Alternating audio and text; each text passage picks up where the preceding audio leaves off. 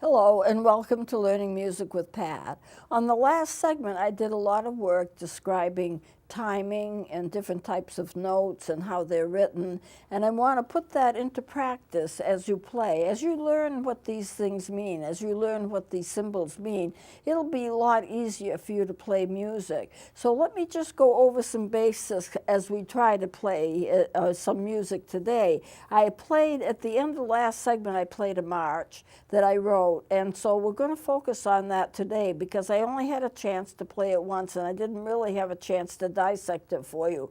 So remember, when you're playing, there are some basics that you always have to remember. Take the instrument that you're using. I don't care what instrument it is, but remember your left hand is always going to go on the top. Your right hand is going to go on the bottom. You're going to curve your fingers, not flatten them, because you're not going to get the notes right if you flatten them. If you curve them, then you can be sure that your fingers cover the tone holes, and then you're going to have your thumb hole covered, except for notes where it's not needed and you have to pull it off, and then you're ready to look at the piece of music and play. I always had, when I was teaching, I always had students go through a couple of scales first and do a holding tone. A holding tone is when you hold a note, or one note, as long as you possibly can. And they're real boring to do, but if you do it consistently, you will do a lot to help you to get better tone, better control of the instrument. It'll help you to be able to hold your breath a lot longer, so you'll be able to play longer passages without stopping so frequently to get a breath.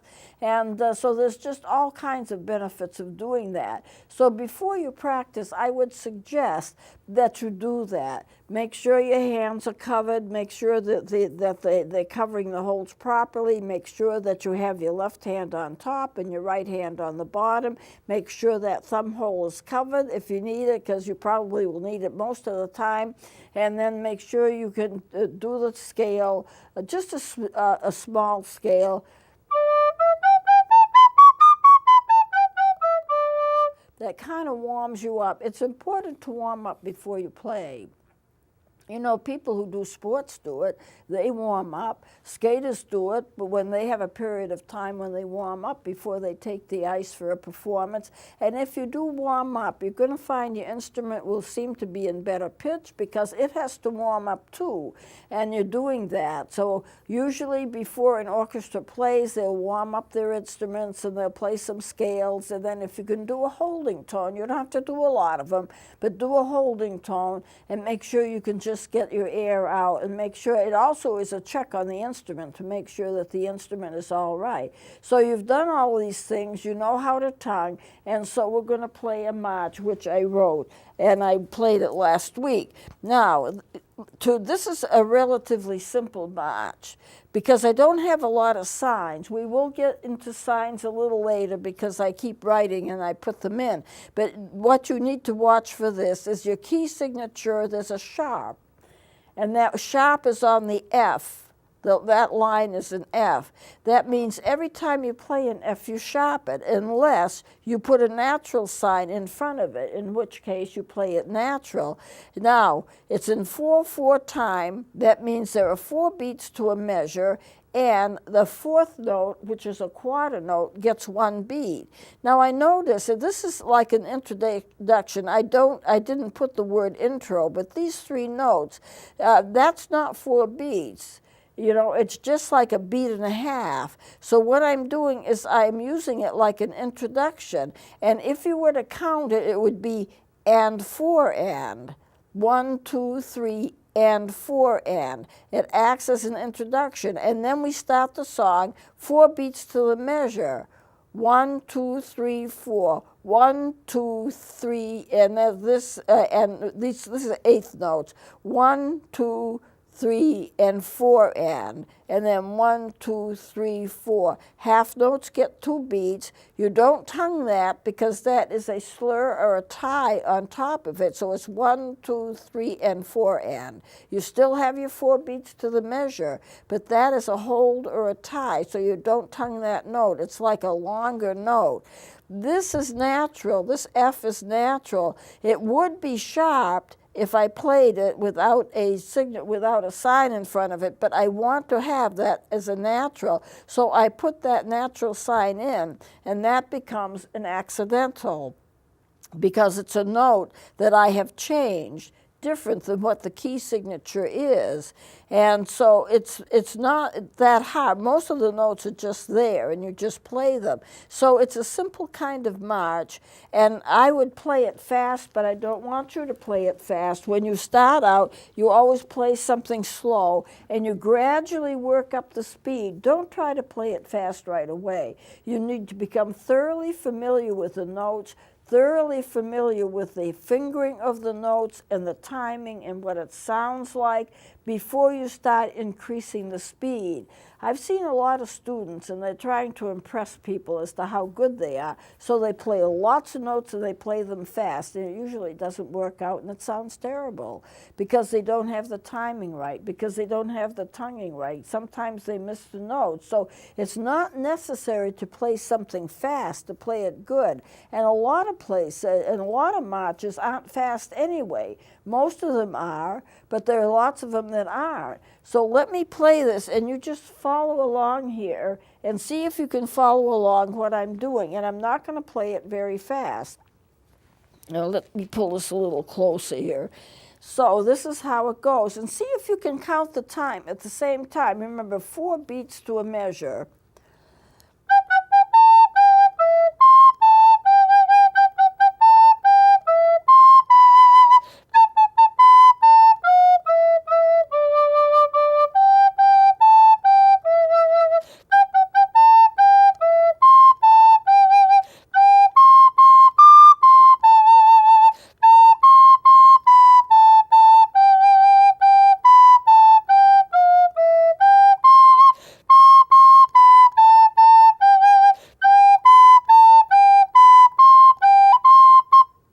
That's the whole thing. I didn't put any repeat signs on it, but if you were in a band and you were marching down the street, your conductor or the leader would be marching with you, and you would probably play it over and over and over again until he or she told you to stop. Because if you're marching, and then the people aren't going to hear the whole thing as you're marching by. So they like to hear, if it's a case of a parade, people like to hear a band play when they approach. They like to hear them. Or there's a drum beat or something. They like to hear them coming. And they just play the song until somebody tells them to stop. And so this would be a really easy one to do.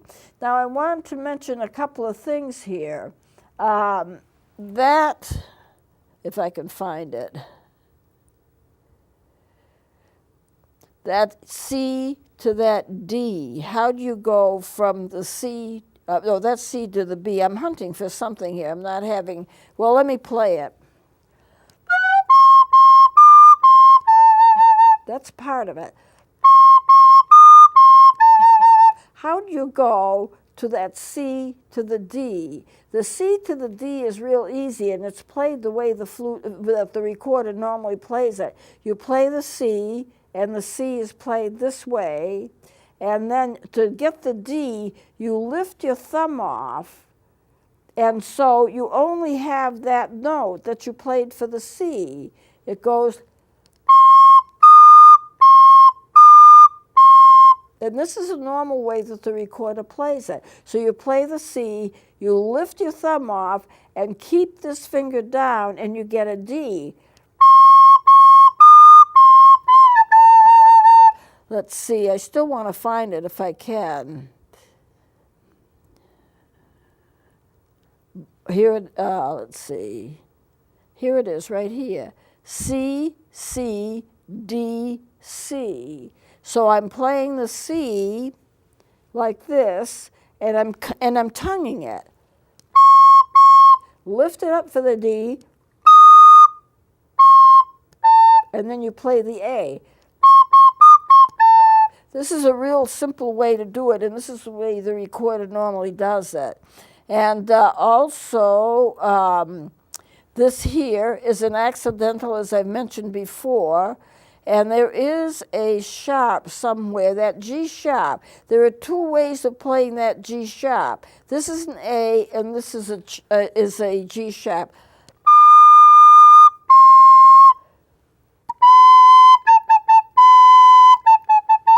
So here's my B, here's my A, here's my G sharp. I can put two fingers down. I play the A and I put the two fingers down and I skip that G. Or what I might do is instead of playing this G, I half hole it, I pull that G,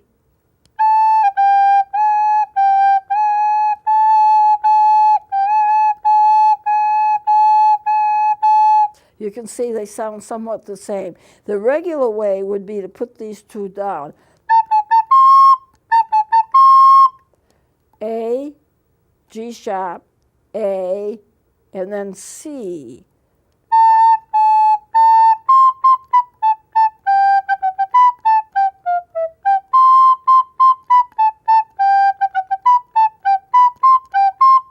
And then the stinger on the end. So I'm going to play it faster. There's not much here that you have to look out for. That G is held, so I'm not tonguing that. And and then of course this is an accidental. This G sharp is an accidental, and that would go for the full measure. If I had another G in there and I wanted it, the natural G, I'd have to put another sign, but I didn't. I didn't write it that way. There's a stinger on the end. You have your time signature. You know the key. You know the Fs are going to be sharp unless you put a sign on it, because it's different than what is in the key signature. And so let me play it. This is probably the simplest kind of song, the simplest kind of march to get you to start to play. So I'll play it faster. This is the way I would play it if I wasn't practicing and I was very familiar with it.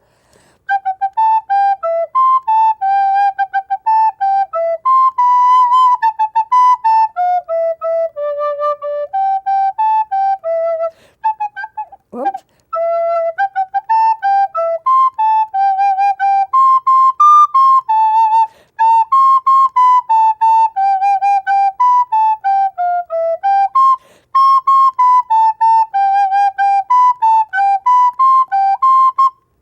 Now, I lost my place because I'm wearing trifocals, but basically that's the way that it goes. If you make a mistake when you're playing, what do? You just keep going. Most people aren't even going to know, but my eyes slipped off and I did lose my place, but I got back to it. But I wrote it, so I probably would be able to get back to it without a problem anyway. It's not unusual for people to slip up, to do something wrong. Okay. Now, here is another march, or it's actually dance music. And the way that I wrote it for the purpose of you to be able to see the differences between the 16th and the 8th. And the 16th notes are going to have those two lines. The 8th notes are just going to be 8th notes with one flag, and your quarter notes. 4/4 time. And those will be the fastest notes. Now, I want to go over this B. It's a B natural because there's not any flats or sharps in the key signature in terms of the B. But then I want it flatted. But I don't want to keep it flatted. I want it back to natural. And so, therefore, I end up by having two accidentals here. And let me play just a little bit. I'll play just that much. So for the B flat, if you watch my fingers, I'm playing the B. How do I play the B flat? I put this third finger down. But in terms of writing it, I put the sign for the B flat down, and because I want it back to the B again, I have to put another sign in, because that B flat is an accidental, and it would go for the whole measure. But I don't want it to go for the whole measure. I want it back to being a natural, so I put the natural sign here, and it ends up by being the second accidental. So let me play it. And here again, I'm not going to be playing it very fast. The thing is, you need to be able to count the time. This is all going to be one beat. There's 4/16 to one beat. 1, 2, and 3, and 4. That quarter note gets one beat. 1, 2, and 3, 4. The half note gets 2 beats. And that the whole thing is like that. I put R-I-T, and I'm going to slow it down here. That stands for retard.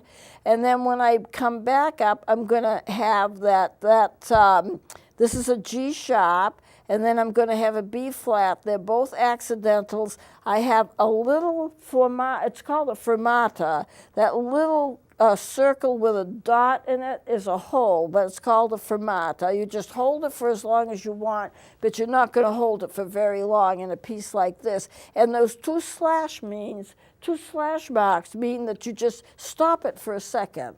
Not just, it's a little tiny break, and then you get the a tempo. That means bring it back to the normal speed. So with a lot of music, you might want to slow it, take a bit of a break, and then start it again. That adds for more vibrancy to the piece. So that's what I did here. There are more accidentals: G sharp, B flat, B natural. That's an accidental, even though that it's not flatted in the key signature. So you add the flat and then you bring it back and it becomes an accidental. Otherwise, it would continue to be flat if I didn't put that sign there. One thing I want to mention: if you see an eighth note and 2/16 together, that's one beat. These notes are a little faster, like, but it's one beat. The eighth note is a half a beat. The 16th notes are half of the eighth notes, and 2/16 equal 1/8. So 2/8, it's equivalent to 2/8, and that equals one beat. I hope it makes sense. So I could write it the opposite way: 2/16 and an eighth. It's still one beat when you count it. And I do have a little of that in here. Not much, but I do have a little of that in here, just so that you will see it. I have it right here. Here is an eighth note, and it's followed by 2/16, but those 2/16 are the equivalent of an eighth, and the 2/8 are equal to a whole. That's one beat. So let me play this. I've got to watch my time here, but let me play. I'm not going to play it very fast.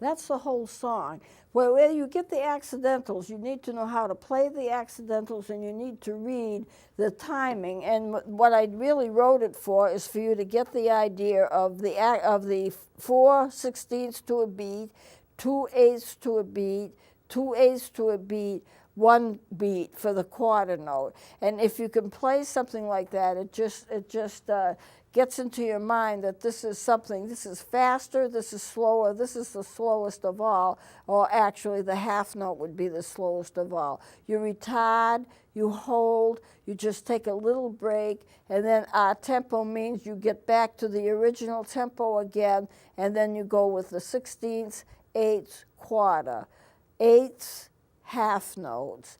These are all eighths, quarter note, eighths, quarter note. So here again, I don't have a lot of signs, repeat signs, and signs to go back to DC, the DS, and so forth. But what I want to do is to kind of show you just in terms of the differences of the lengths of time of the notes that you're playing. So I'm going to play this again and see if you can watch the music. But remember, when I'm playing that B flat, this is all I'm doing. Switching to the C,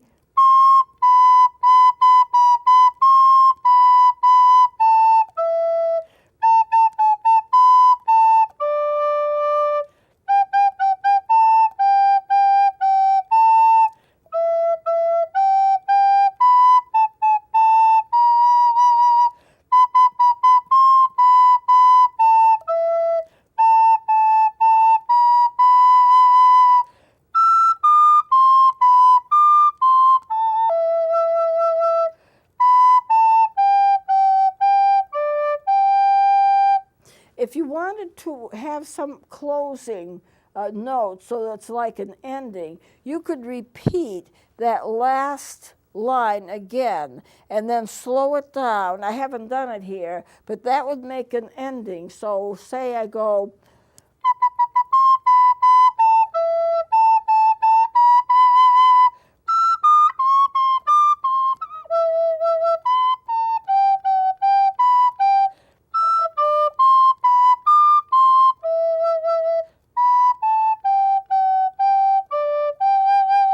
and that's an ending. There's no real beginning, there's no introduction, you just start playing it. If I wanted to put an introduction, I could add 2 or 3 notes before the beginning of it, say,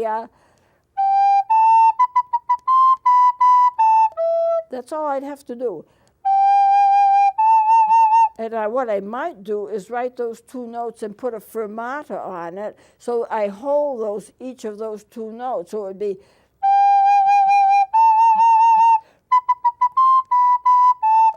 that's all I would need to do for an introduction. I could do an introduction in many ways. I might add 3 or 4 notes, but it's all right with an introduction. It's all right without an introduction. You don't always have to write one. I didn't in this case.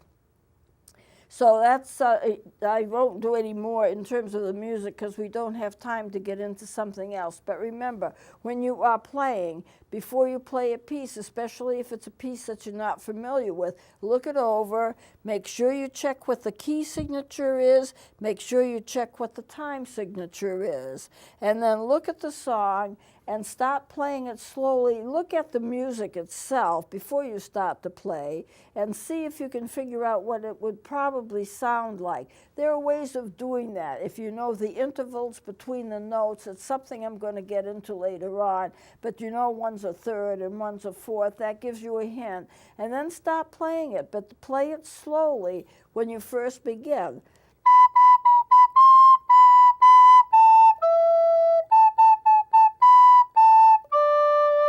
And then you can get it, when you get used to it, you know you're familiar with the notes, you can play it all right, then you can start to increase the speed if the song calls for it. Not all songs are supposed to be fast. Marches and dances tend to be fast, but not always. There are lots of them that aren't. Increase the speed so you can feel comfortable and so you can play your notes right and you feel comfortable with it. And then that's probably the speed that you want. Not everything goes fast. You can pretty much interpret what is good for the speed for any particular song you play. And since all of these notes are going to be tongued, then partly your decision on the speed of the song is going to be how well you can tongue it, how fast you can tongue it. Because if you can't tongue it fast at all, then it's going to be muddled if you play it fast. But if you can make the notes crisp and clear, which tonguing does, but if you can tongue fast enough so that you can play it fast and the notes are still crisp and clear, then that's the speed that you can take it at. But you will know when you play a song about how fast it should go. You can interpret it to a certain degree. You can use a metronome if there's a metronome marking on it just to get the speed that the composer wanted. But basically, it's something you can just kind of figure it out on your own. Well, we're running out of time, so I'm going to stop it here, and we'll continue with this next week. So please join me then.